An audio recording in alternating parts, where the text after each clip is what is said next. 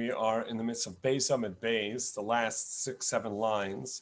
The Gemara is talking about whether or not the mitzvahs of the second day of second month of Adar apply to the first month of Adar as well, and we just saw a comparison to the mitzvah of Megillah for somebody that's in a walled city, where they could, the opinion of Rabbi Yochanan, that they could read on the 14th and fulfill their mitzvah because it's an earlier time for the mitzvah, so they're being diligent and quick to do a mitzvah. And so too the mitzvahs of Adar, the Gemara thought should also be, if it's permissible in the second, should be permissible in the first as well. The Gemara made a distinction, and in fact has expressed the opinion that really, and proof from the Brisa, that really the second, really somebody that has a walled city has to read the second day of Purim, the 15th, which is their proper day.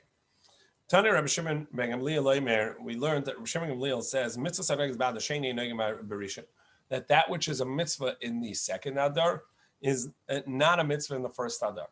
And the only things that you have to do in the first Adar, chutz mihesped v'tanis, that you don't eulogize and you don't enact a fast day, in Shavim B'zeh B'zeh, and that would apply both Adars. So it's a happier time, so you don't do a hesped, a eulogy, and you don't enact a fast. However, the mitzvahs of the month don't apply.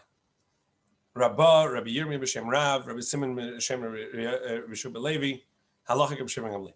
They say that the halacha is like Rabbi Shimon Gamliel, meaning that we announce it, and that's the way we say it, that all halachas apply in the second Adar, and the first Adar, the only halacha is that you don't eulogize, no hesped and no tainus.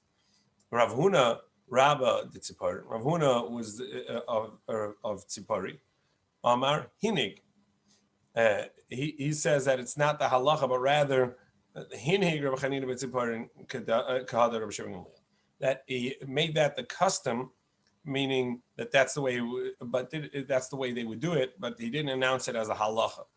Like Amar Elahinik, he didn't announce it, rather it was the custom, halalacha, but not the halacha. And this they're talking about Purim Katan, aren't they? Or they're not talking about the whole month. They're just talking about Purim Katan. Meaning, Adar is not Asur and Hesped. It's only Purim Katan that's Asur and Hesped. The application of Purim on the and Shushan Purim. Is that what you're saying? Yeah.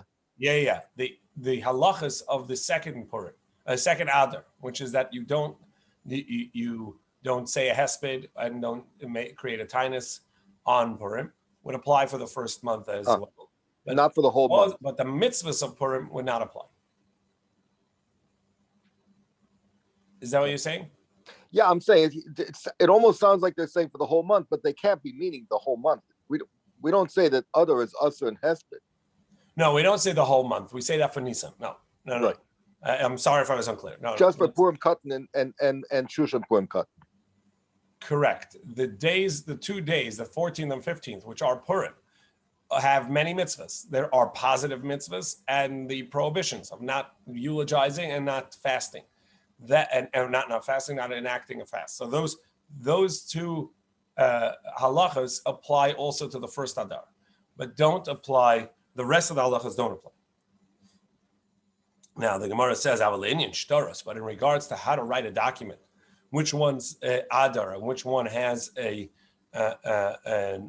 second name to it, first Adar, second Adar.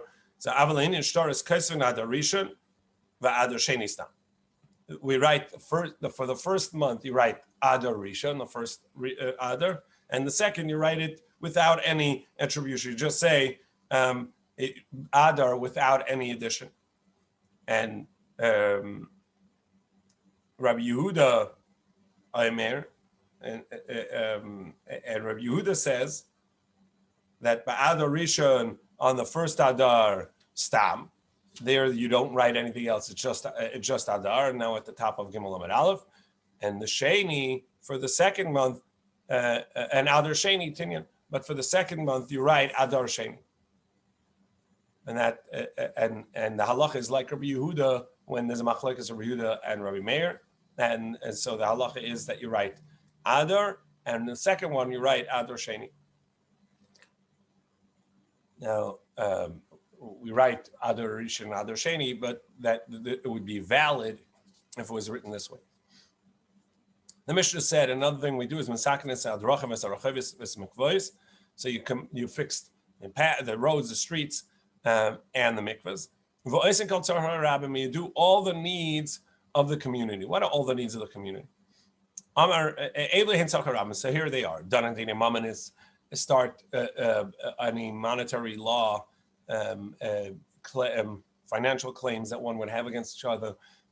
So Basin starts setting up, because during the winter those were hard to demand someone to come from somewhere else. You would and make a court date and demand that they come, but they couldn't come in the winter. So now you start making those claims, and set up cases that pertain to capital punishment, or corporal punishment, and and the redemption of somebody who had dedicated or sanctified something to the Beis Hamikdash, umashkenes asoita, and if somebody has a claim of a soita,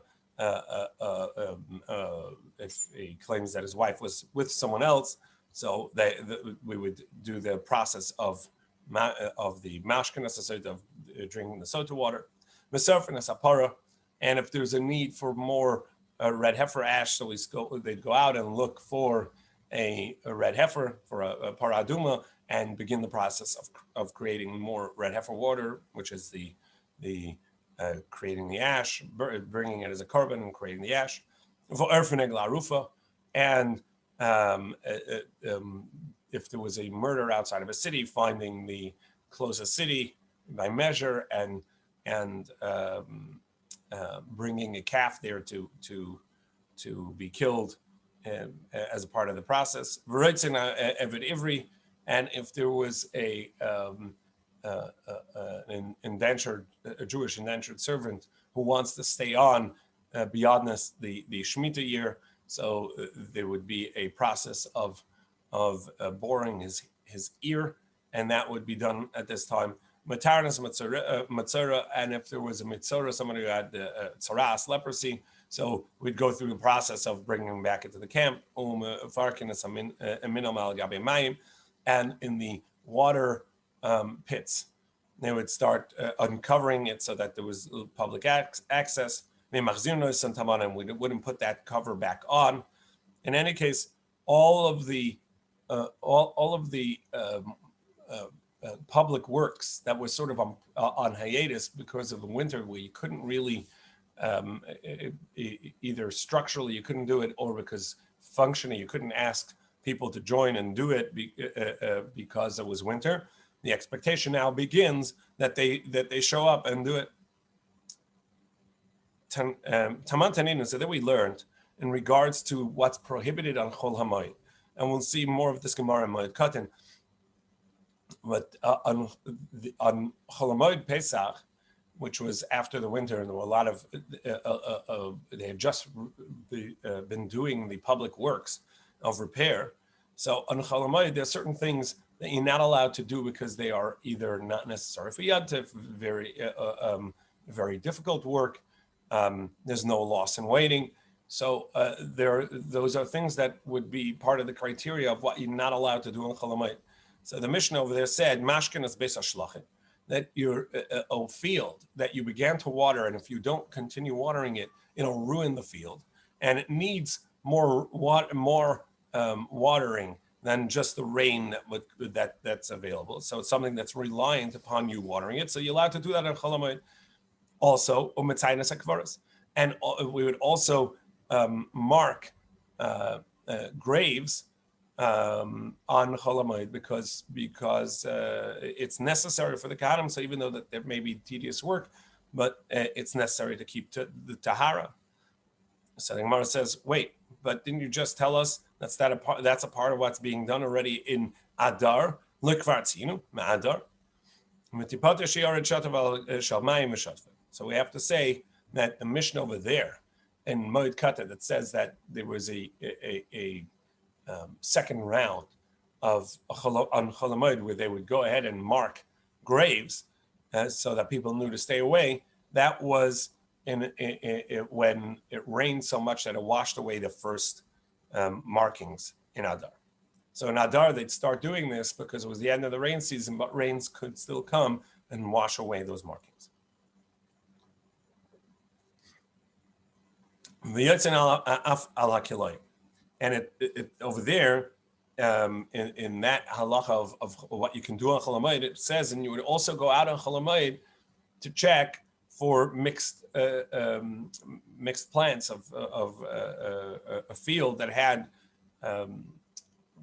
grain mixed with in a vineyard, etc. So kilayim. So the Gemara says, wait, but lo kvar yatzu mi'adar?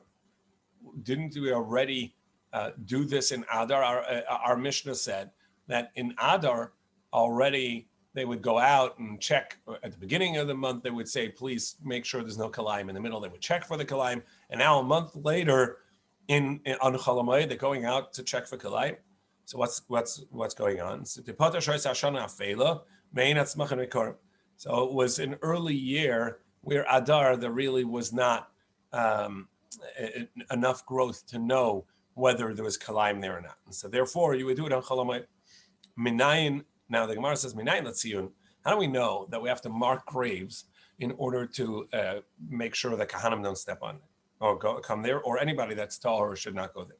So Rabbi Yaakov, Barbas Yaakov, B'Shem Rabbi Chunya, Debras Chivrin, Rabbi Yosef. So all of these, they would say, Amrila, Rabbi Yaakov, Bar Acha B'Shem Rabbi Chunya, Debras Chivrin. And some say it was Rabbi Yaakov, the son of Rabbi Acha, in the name of Rabbi Chunya. Rabbi Chizkiya, Rabbi Uziel, Bereder of Chunya, the base Chivrin. Rav Chizkiya says it was Rabbi Uziel, the son of Chunya of Beis Chivrin, B'Shem Rabbi Chunya of Beis Chivrin. In any case, various attributions here, but they say that this comes from the pasuk of V'Tamim Tamim Yikra. By the Matzorah, somebody who has a tzaras, a leprosy, the Torah says that when he's pronounced Tameh, that he must call out and say, I am Tameh, I am Tameh, Tameh Tameh Yikra. Kedei Sheitei Tuma Karad Alpia. So this Rav Chunya of Beis Chivrin, he said that this is in order to let people know, stay away. So we see that that every Tuma should really call out about itself, I am Tameh. Vaymeres l'chaproishin tells you to keep back, to stay away. Obviously, a grave can't speak, so we speak for it. We put up a sign saying, this is a grave, be careful. Rav Ila b'Shem Rav Shmuel ben Nachman.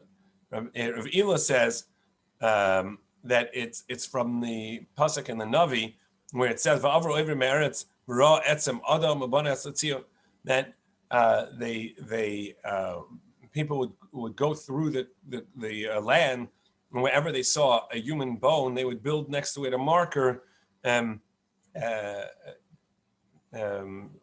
say that there's a bone there, there's a tama, there's a burial site there. So from here we see that for a bone of a human, you would make a marker.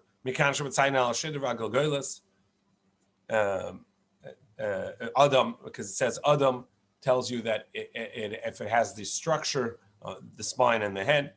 Uvana mikan shematzayin al gabi even kavua, and also has to be a structure that remains there. So because from the word ubana, they would build it, so it's attached to the ground, and so the whatever marker you make remains. Im omer al gabi even telusha, because if you say that it could be a stone, however that stone can get carried away by a flood or kicked and it'll roll away. Then you're going to run into a problem that the marker is going to move, and people are going to think that that the new wherever the stone ended up is where there's a grave, and they're going to end up burning proper teruma when it never became tameh, because there is no marker. The marker is in the wrong place, and they're not going to know where it's tameh. So that it has to be something that remains in its place. Its structure is solid. Etzla, and near it, l'makam tara. So you don't put it on it, but etzla next to it. So you put the marker on the tahar place because you want to make sure that if it's on the tummy place, because you don't keep it on the tuma itself, right above the grave, because it's right above the grave. So then a person will already have leaned over it. So therefore, it has to be that it is a little bit before it and off of it. So this way, the marker is a proper protection. Tame ani. This way it says I am tame, and a person knows to stay away properly from where the tuma is. So ani omer umeis mitzuyim v'haya nasan tachtel. So we're afraid that there's the tumah is directly beneath the stone, and he's going to be tummy.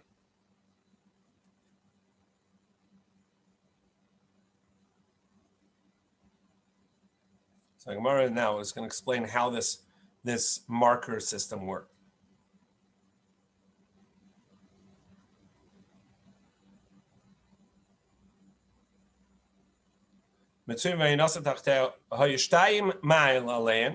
If there are two markers, then you know that the tumah is between the two markers, and the marker is directly off of the grave, and so between them it's going to be tar. But if it's a single one, then it's beneath it, and you have to assume that it's that you became tummy just by being near the stone. So essentially, the way they would do it is they would have two markers at the two ends of the grave, off of the grave, so that if somebody is leaning over the marker, that's not yet a source of tumah, because we know tumah of a mace of a deceased, even hovering over it would cause a tumah. So by having the marker set off of the grave, that would protect the person coming up to the marker.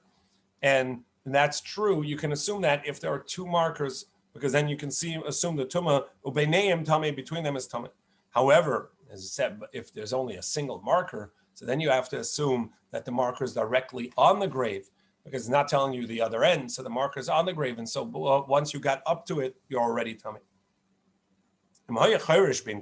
However, if there were two markers, one at each side, and so you would have assumed that there was a grave between, but then someone plowed in between the two markers, then you have to assume that they knew there was no grave there, because they wouldn't plow right above a grave, and therefore they must have known that each marker was an independent marker for a grave, and between them there's nothing, and so each one is tameh even right next to it.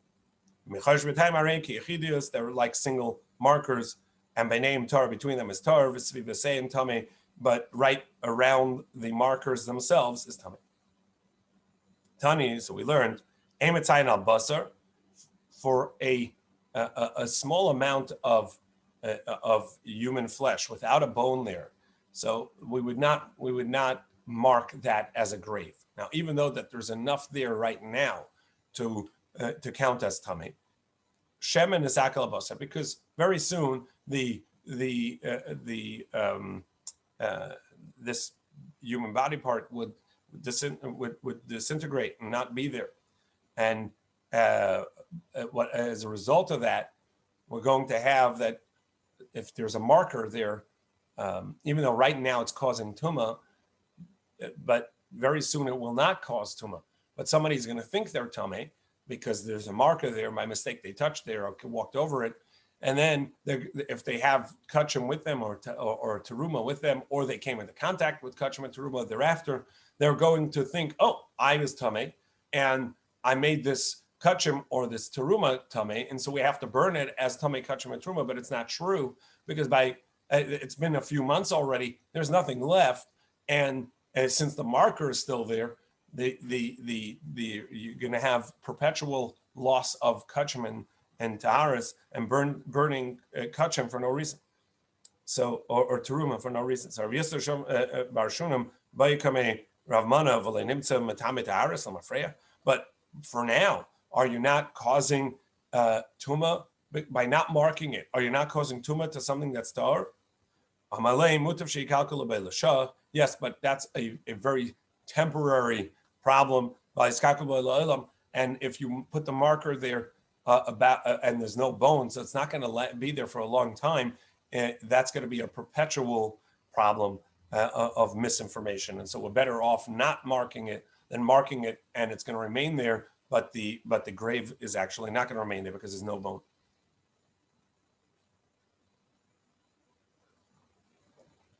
So we have the next Mishnah. Masnitin. Amar Yehuda.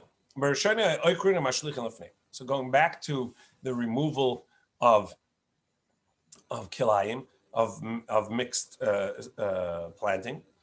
So they would pull out the mixed plant, whatever was prohibited to be there, and they would toss it on the ground in front of them. And this way people would see, and it would be a deterrent. But when the people continued to do the sin and it increased, and they saw that was not a deterrent. And the Gemara is going to explain why. So they would throw it out and they would put it on the road in front of them, and that didn't work either. And then they said, okay, anybody that we find this and they're not doing anything to remove it, the field would be confiscated. Amar Yehuda, so Yehuda said at first they would toss it on the ground, and that didn't help. So what was the reason? At first they would uproot it and throw it in front of them, and the landowner was happy. Two joys. First of all, the same. I don't have to uproot the kalayim. Soon the government workers are going to come in and they're going to do it. So go ahead, be my guest. You're doing the work for me. And secondly, and by throwing it onto my field, so now my animals can eat it. So that increased the people doing the avera. So they would sort of confiscate it, throw it into the street. So this way the animals couldn't eat it, and he lost animal feed. So what? But at least I didn't have to do the work. The Beis Din was coming and sending in its messengers, and they were doing the work. Menachshon are the same. They were the ones that were taking out these weeds, these prohibited growth. So they said, all right, if this continues, then they would confiscate the field. So how do we know the Beis Din has this right of confiscation, that they could can remove an ownership of someone from their property? How do we know that there's this is not an eminent domain question. This is a penalty question where Beis Din as a part of commerce, a part of land ownership or any property ownership, that they can hefker usually means a relinquishment of ownership, but Beis Din can do that where they can remove someone's ownership from property. The Sefer, it says, as it says that when Ezra came back to Eretz Yisrael and he did the return, it says that anybody does not come within 3 days on the advice or at the behest of the leadership, his assets will be confiscated, and he will be separated from the community of the exiles. So we see that there was a confiscation of the property, or at least a threat of the confiscation of property. And now do we know that it's properly ownerless to the degree that it's exempt of Meiser, of tithing. So we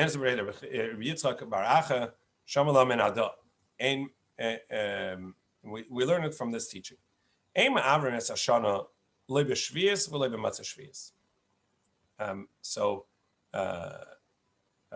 in regards to Meiser, we say that Meiser applies only on property that is owned. It says, the Torah says, Levi, the Levi will come, he doesn't have a portion in the land with you. That means that you have a portion in the land. But if it's ownerless, it's not your portion, so then indeed it would be exempt of Meiser. So this Brisa teaches in regards to the Shemitah year, where the Shemitah year would be an ownerless property, because the Torah says that you have to be mafkir, you have to relinquish the rights to the growth in the field, and so there's no meiser, there's no tithing, because as we said, it has to be something that there's nachala imach, that the Levi doesn't have a portion of the field with you, meaning that you have a portion of the field, you have ownership in the field. So the Shemitah year is a year where the landowner essentially has no access to his field, and the same goes for the Yovel, right? He has no rights to the field. Well, his rights, he doesn't have the rights to the produce of the field, and he has to cause a hefker. Now, it's a great, obviously, it's a hardship to the farmer. So the halacha is that when we talked about yesterday, the second Adar, the need for it, because Nisan has to be in the spring, the Pesach has to be in the spring, Nisan has to be in the spring, and so we every 3 years or so there's a need for an additional month.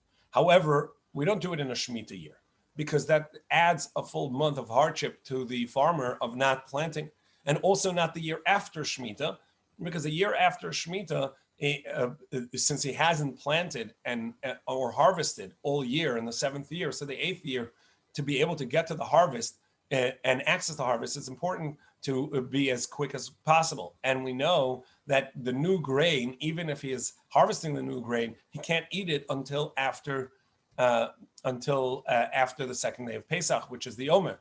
And so if you add an Adar and a full month in the year after Shemitah, we're not going to get to the second day of Pesach for the Omer and for the access permission to eat the grains until an additional month. And so the year of Shemitah, which would extend the ownerless part of the field, or the year after Shemitah, which would extend the no access to the grown grains because of the Omer, we don't add a month of Adar.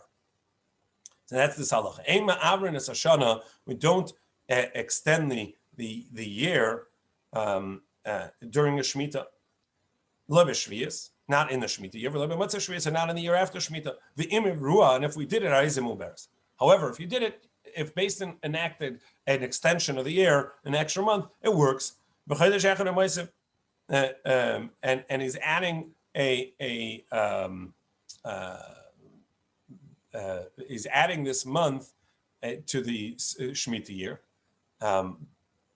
So when he does so, he's going to be lepater mimaisrasu. Is he not going to also extend the exemption of the tithes of the meiser?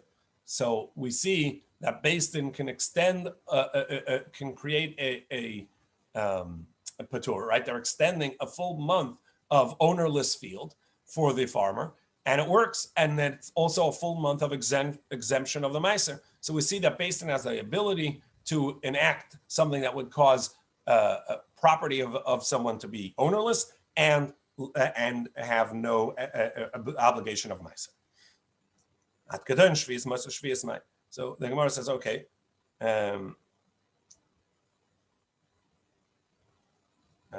Rabbi Yonas and Rabbi Yitzchak. Sorry, I lost the spot here.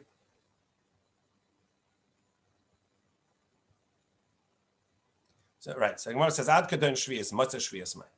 Now, this is what's the reason for not enacting in the year after Shemitah? Because you're extending the prohibition of Chadash, of the new grain, until the Omer.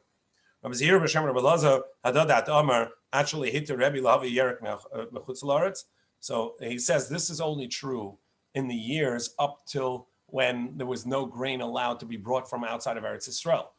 However, once Rebbe allowed that you bring in grains from outside of Eretz Yisrael, so it wasn't such a hardship anymore because of Chadash. So then Shemitah and the rest of the years are going to be the same because there's grain available anyhow. There's the markets are available because people would import. Tane Ema Abrin, and also says that you wouldn't do it in the year after. Amar Ramana said, that's true when there was a Beis Hamikdash and things were as they were supposed to be, that Jews were living on the land, and therefore we wouldn't have make them lose an extra year, extra month of work in the field.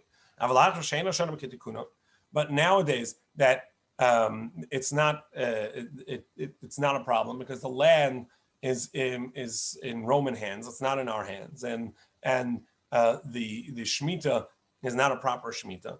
So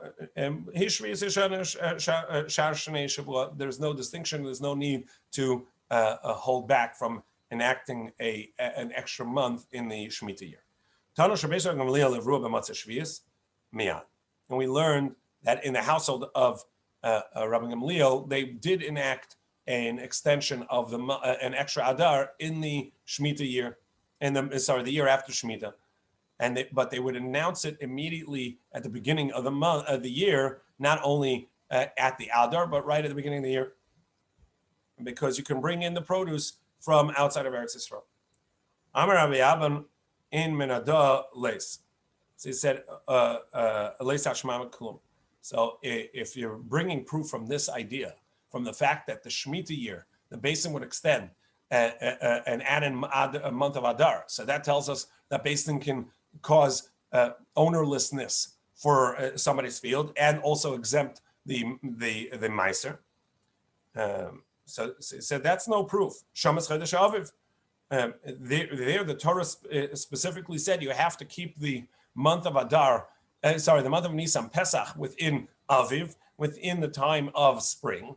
And so therefore there's a Torah obligation to do so. So Shamrei Sheyaveh B'Chidusha, make sure that the month of Nisan is in its proper time. So there's a Torah obligation. That doesn't tell me that in other times where there's no Torah obligation, that basin can enact an ownerlessness on a field, an exemption of Meiser. Idea Omar and so where does it say this idea that Hefker basin Hefker can exempt of Meiser? So the Gemara says we learn it from here. The owner of a field that the poor people have not come through and collected all of the leket. Leket is the stalks that were dropped. So kol hanogas ba'aretz, that anything that touches the ground, that's going to count hareim shel aniyim. That counts as belonging to the poor people, as a part of leket, that the stalks that drop that the owner is not allowed to take. Amar Rabbi Ami b'shem Rabbi Shimon Lakish the Beishami. He says that actually is the opinion of Beishamai that says there's no exemption of that there's an exemption of Meiser even if it only belongs to the poor. Because of that since it's only for the poor, but actually goes to the rich, but the rich cannot take any of it. So therefore, it's not completely ownerless because it's not open to anybody to take, and that doesn't count as a real hefker. And therefore, the poor people also, when they take this, they have to tithe. That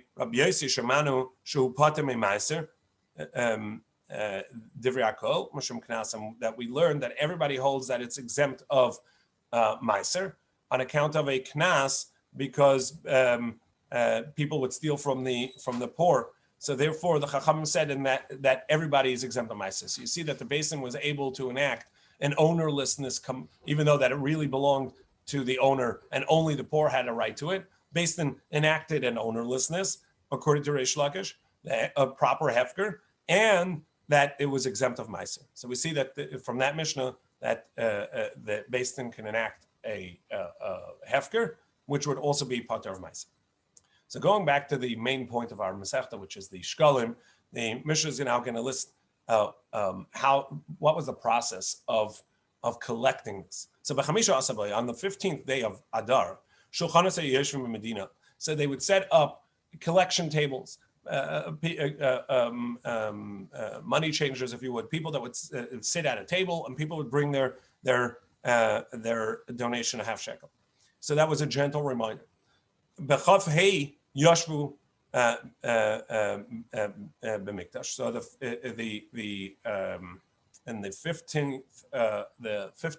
the 25th of Adar. So then they would sit at Yerushalayim at the Beis Hamikdash, and to show them that it's time is running up and you have to come to Yerushalayim and Misha Yashvu b'mikdash. And once they sat in the Beis Hamikdash already, but that was a time that they would start actually taking a mashkan, taking a collateral from people. They would start knocking on doors, hischilu lamashkin. So they'd go knock on doors and collect, and if people didn't have what to pay, so they would take a collateral until payment was made. Esmima mashkin. And who would they collect from? The Leviim, and this is from a Levi, which we'll see later is not so clear whether the Leviim had to give, V'Yisraelim, and general Yisrael, everybody else, V'Gerim, and even converts, because it says Kol Ish Yisrael. So every Jew, and Va'avadim, Meshuchrorim, and emancipated slaves, also they would pay, because it says Kol Ish Yisrael, every man of a Jew. We'll see soon whether women are obligated. Avaloi, Noshim. Well, women would be exempt, because if it says V'Nosnu Ish, it's a mitzvah, a positive time-bound mitzvah. So men are obligated, women are not. Va'avadim, and also servants, slaves, v'ktanim, and minors. And we'll see to what age they count as minors later, because the Torah says everybody that passes through the count from the age of 20. So is that typically we say somebody at 13 becomes obligated mitzvahs, and here you have that the Torah says anybody that passed the count at the age of 20.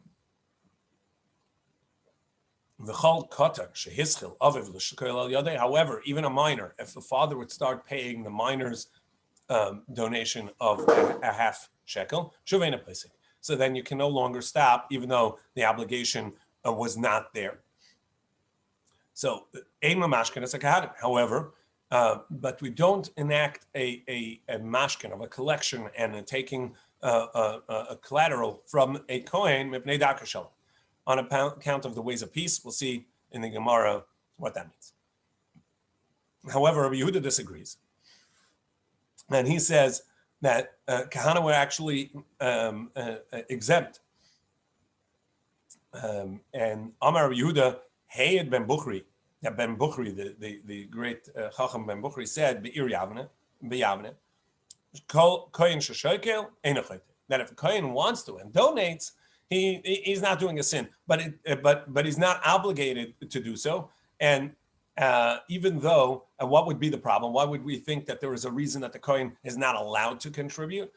Because if he, as we said, these funds are used for the carbon and the communal carbon. Now, the halacha is that the communal carbon has to come from these funds, and they're sanctified. If the Kohen is not allowed to, is not supposed to contribute, so then his contribution perhaps never becomes sanctified. And then the carbon bought with his money is not kadosh, is not sanctified, to which we say, no, it becomes sanctified and it's not a problem. Rabbi Yochanan ben Zakkai. So Rabbi Yochanan ben Zakkai said to Ben Bukhri, look, that's not correct. The Kahanim are not exempt. Ki ela kol kohen she'ena shekel.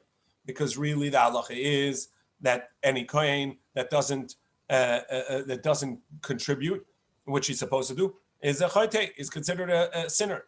But the Kahanim, in order to exempt themselves, created a drash as an exemption.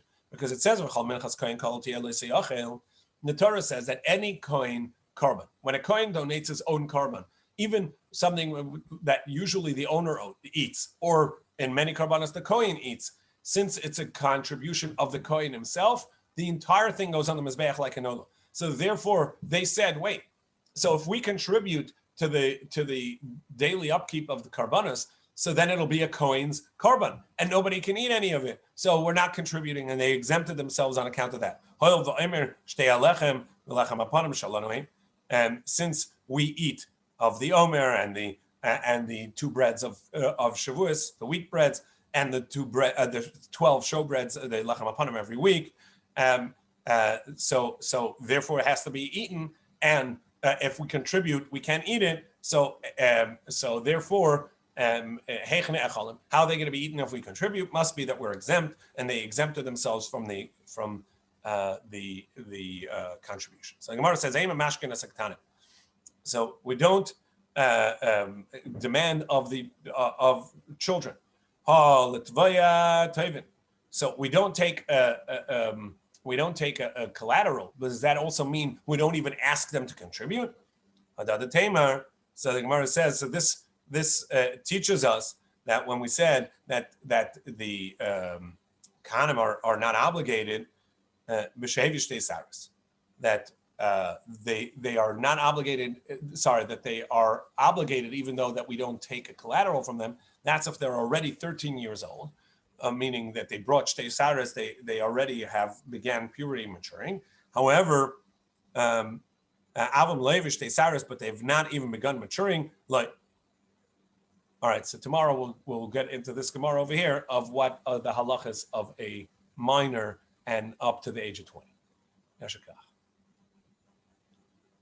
a good day, everyone.